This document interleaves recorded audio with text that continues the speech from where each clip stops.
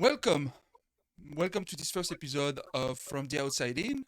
My name is Ismaine and I am a US citizen, but I was born in Paris, France, and I'm super delighted to be here with my great friend Robin Kerner, who is from the UK but also lives in the US, also a naturalized US citizen. Uh, Robin, I'm so happy to be here with you. Delighted to be able to do this first episode and many more. I think hopefully after this one, this is our first episode. As I said, the title of this episode I said is our raison d'être. I said that in French, but it will be our reason to be, if I'm not mistaken. Um, Yes. and you know what? I'll give you the floor. Let's introduce ourselves to our people, watching us. And thank you so much for being here today, whatever the day is that you're watching this. Actually, Nobody uh, needs to know the time of the day. let me say that before I give you the floor, Robin. That this is our first video for you and me. So there's going to be times where we're going to be probably uh, doing it right. Sometimes we're not going to do it right, but at the end, we just want to spread good content. And so I'll give you the floor. Wow. Okay. So basically, it's up to me to explain the raison d'être, right, of our show. So from the outside in, let's go with the name. The name is something of a double meaning. My friend Ismaine, my good friend here, who set all of this up. Without him, this would not be happening. Um, he and I, as he's mentioned, are from France and the UK, respectively. So we are from the outside of the United States. But now, being naturalized American citizens, we are very much in. And we are putting together this podcast, this show, because we share many interests in things political, cultural, and so on and so forth. And we feel, and Ismaine, you can correct me if I say something you don't agree with here, because I'm speaking for you as well as for myself. You do, you do. We feel that we have uh, some things of interest to say, so perhaps some originality of perspective on American issues, precisely because we do come from the outside. So not only are we from the outside in, our perspectives that we're going to offer you on the show are, we hope, kind of from the outside, but about what's in America. So that's why we're calling this From the Outside In. And Ismail and I have been very good friends for a long time. We've worked together kind of on the edge of politics largely, but not exclusively. And we both have some, what should I say, some intellectual passions. We have a deep passion for America, which you're going to hear a lot more about, our adoptive nation. And those things have driven us to, well, I guess, continue some of our conversations, Ismaine, but to do so recorded and for the benefit of all the viewers out there. That's perfectly said. When we came up with this idea a few months ago, it's been a long time. We've been discussing of making that podcast. The original ideas was that how two people like us with a different perspective, different ideas, coming with a different cultural baggage, we could offer a different perspective of about political, cultural, and also philosophical matters here in the US, right? And I'm a much more a practical guy. You are the philosophical guy, I guess, if I can say like this. Uh, I'm also, as you know, of course, because we are very good friends. I was an elected official. I was an alderman in the city of Crestwood. So I am the guy who likes going, talking about issues and trying to find ways to resolve them. And I'm not, and you are like this too, but you add that philosophical aspect that I think is missing many times as well in the political area, if I can say that. And I think your insight as an Englishman, as a naturalized citizen, and my insight as a Frenchman who was involved also in politics in France before, because before coming to the US in 2009, I spent almost a decade being involved in French politics. And that passion, I took that passion in France and then with me when I came to this country. I wanted to use this moment to kind of introduce ourselves to people listening to us. We already mentioned where we are coming from, but I think it's important that people know that we love this country. Both of us love this country. We became U.S. citizen because we understand, appreciate the foundational principles of this country, the overarching values of this country, and we feel that. we would like our voice to be heard. We want to be able to let people know what people like us, I would say newly naturalized US citizen, have been naturalized in 2015. It's going to be 7 years, 7 years soon. Um, how we see what's going on in America, and um, I don't think that we see a lot of people who were naturalized um, later in their lives being involved in politics the way you and I we've been. And I, we see a lot of people who have great podcasts, great shows, but many of them who are out there are native born Americans. And while I always appreciate what they're saying, and I'm listening to a lot of them, I'm still trying to find. I've been trying to find people I can relate to, people who came to from another country Mm. with living different experience in another country, a different social fabric, a different ideas of politics, of how we live in society, and I'm still struggling to find that. So I thought that, hey, I want to do that with Robin. Is like me, but he's not coming from the same country, but we I'm sure we have lived the same experience. The only difference between you and me is that English is not my first language. English is yours.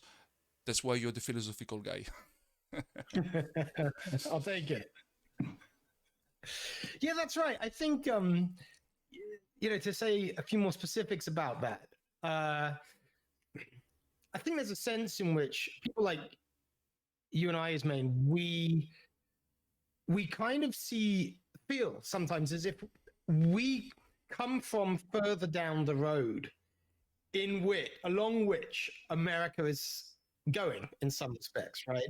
So we come from countries where we could say, guys, we've tried that. Here are the consequences that you are not predicting, but that will happen. Here are the things you're going to gain. Here are the things you're going to lose. And the thing that you said about loving the foundational principles of the United States, this is super super important. I feel. I mean, one of the things that's driven us to do this is that we want to see those foundational principles remain as foundational, right? We didn't Absolutely, pay a no massive doubt. price in terms of time, emotion, and just sheer money, which it takes to naturalize, to actually choose America as opposed to be born into it. Just to see the thing that we chose be destroyed, and I think you and I do have some concern that I mean, and this is true all over the world about all cultures, but we care about America. Um, there is some concern that uh, those those who aren't from the outside in, but who were, from the inside in, um, are maybe too willing to throw away what some of what attracted the likes of you and me to this country. And I should say, and you tell me if you've had the same experience, that in my work in and around politics, I give a lot of talks, I do a lot of, kind of public speaking, and I meet a lot of Americans, but also a lot of immigrants. And I get to talk to them about, how they feel about American politics and American culture. And very often, those who seem to know most about how America came to be America and why these foundational principles make a difference even now are those who made the choice to come in from outside. They are more concerned about retaining them than a lot of people who can take them for granted because they were born American, which is fine. Great. That's great. But so I think it would be nice if we can capture some of that passion of the outsider saying, "Thanks for having us. What you have here is beautiful. Don't go destroying it." I absolutely agree with that. I think that the foundational principle, the overarching values of this country are just beautiful. And what is concerning to me as an immigrant is that I didn't come to this country to see what I've seen and back in my native country of France. That I'm not saying that France is a third country, a bad country, but a third world country. This is the word I was looking for. I know what you mean. But there are very very bad issues or matters happening there just about the vaccine or other things like that we don't want to Mm. reproduce here. You know, I've seen a push myself. I've seen a push for a much more socialist, way of life that people are kind of embracing, as opposed to really trying to work on what we have and improve what we have. There's a push to really completely go the opposite way of what this country is about. I know we're going to discuss about that in a next episode, but this is what as an immigrant I see, and I'm also saying that not only immigrants see that, a lot of Americans see that, but when you say we don't take things for granted, we don't, um, because we've seen somewhere else what are the problems when you lose the free speech. Uh, and free speech is a foundational principle of this country, if not a value, right? We want people in America can say almost whatever they want without facing consequences, at least by the government. Because now we're going to go to big tech and stuff like this. Also, probably another episode one day, Yeah. talking about big tech and the censorship of big tech. But I've seen in my country of France where people expressing their voice being fined and imprisoned just for sharing facts that didn't didn't please some people. And as an immigrant, as someone who deeply loved the foundation of this country, and don't get me wrong, America is not perfect. America is not perfect. America was a wonderful country in the 80s and the 90s. Things are changing, but I still believe that we can go back to a country that was one of the best countries in the world. And we are not taking the right direction, but people like you and me who do not take things for granted. Um, and I'm not talking because we're immigrant. I'm talking generally speaking, everybody in this country who don't take things for granted, who still believe in those principles and those overarching values. We can come together. We might have different ways to go there, but at least what can bring us together is believing in those values and principles. And there's a part of this country who believes in that, and there's another part of the country who doesn't believe that. And we, as people who are from somewhere else, we're trying to say to these people who want to change completely America, you are wrong. Listen to our perspective, and we hope we can change your mind. I think it's also worth saying that whereas many immigrants to the United States uh, are pushed here by problems in their own native countries that they have to flee from or they feel they have Oh to flee yes, from. That no, is not true for us. it's not true for You're us. being French, my being British. We could have had perfectly happy lives staying in our native countries. You know, they are first, France and Britain are first world countries. Many beautiful things about both of them. You can do just fine. We could have done just fine by staying. Um, there were only really pull factors for us. And so, pull to the United States as opposed to push from our native countries. Yeah, And so that Liverpool. says something about where we're coming from, I guess, and why I guess we are keen to preserve those pull factors, right? We've kind of made life choices to invest in them, to join our personal narratives with the narrative of this nation Absolutely. that pull. So, yeah, I think that's also worth mentioning. When people think of immigrant to America, they probably don't generally think of some of people that look like us and sound like us. That doesn't make our opinion any better or worse. It's just an observation. I agree. It doesn't make our opinions better or worse, but I think they still worth listening to, right?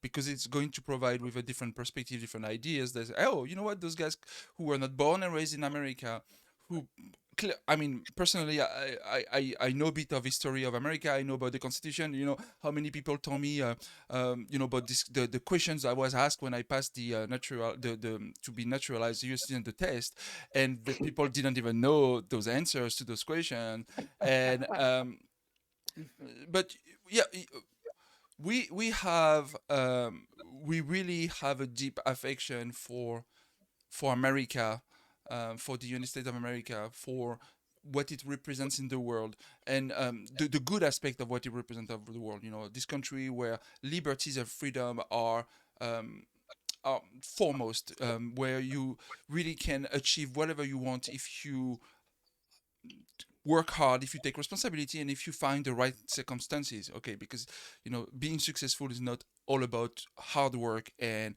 being disciplined. You need also the right circumstances. I couldn't have Hmm. been as successful as I am today if there wasn't some circumstances that helped me to come to America. And I came to America because of my wife. My wife is a researcher. She decided that she wanted to be a better researcher, and for her to do that, it was to come to the US. Without her doing that, which was a circumstance, I couldn't come to America. And trust me, I tried so many times before that by applying for the green card lottery and all of these, and never worked out Ah, for me. And to piggyback to something you said, you're right. We could have had mm, good lives in our respective countries, but still, there's something about America that you will never find somewhere else, or at least not in France, in the UK. yes. That's that's And some that's something special. I cannot say that. Yes, I can say my life would have been better that if I was a citizen of, I don't know, a South America country or whatever, or even from my father's country, from Algeria. I have a lot of respect from Algeria, but it's not the same level of life that you could find in France, and it's farther away from the life I am getting here in the US. So yes, France again and UK are not bad countries, but the lifestyle, the perks that we have here in America, I'm not sure I could have had that back in Europe. yeah, I think that's true. Well, thanks for making that explicit, Ismaine. Um, the small amount of success I've had, I guess, in my life as an adult, very much depended on, let's say, aspects of the American culture, which in some respects aren't written down.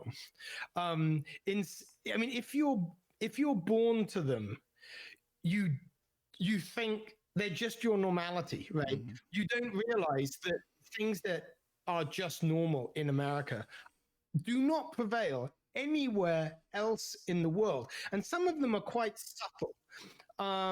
It's a, it's not a piece of law or a statute or something written down in this document behind me.